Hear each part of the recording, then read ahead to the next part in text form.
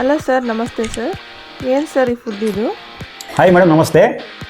ಇದರ ಹೆಸರು over night oats ಅಂತ.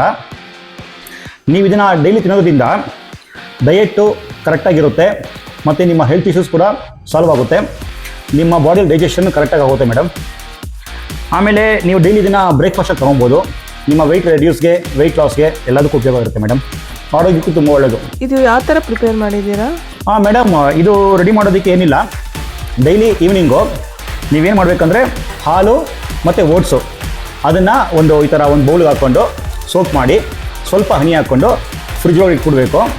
ಓವರ್ ನೈಟು ಸೋಕ್ ಆಗುತ್ತೆ ಫ್ರಿಜ್ ಒಳಗೆ. ಅದಾದಮೇಲೆ ಮಾರನೇ ದಿನ ಬೆಳಗ್ಗೆ ಇದನ್ನು ಸ್ವಲ್ಪ ಡ್ರೈ ಫ್ರೂಟ್ಸು, ಬನಾನಾ ಎಲ್ಲ ಮಿಕ್ಸ್ ಮಾಡಿಕೊಂಡು ತಿಂದರೆ ತುಂಬ ಉಪಯೋಗ ಇರುತ್ತೆ madam. Thank you madam. Okay, ತುಂಬ ಥ್ಯಾಂಕ್ ಯು ಸರ್. ಫ್ರೆಂಡ್ಸ್, ದಯವಿಟ್ಟು ನಮ್ಮ ಚಾನಲ್ನ ಲೈಕ್ ಮಾಡಿ, ಶೇರ್ ಮಾಡಿ, ಸಬ್ಸ್ಕ್ರೈಬ್ ಮಾಡಿ, ಸಪೋರ್ಟ್ ಮಾಡಿ. Thank you.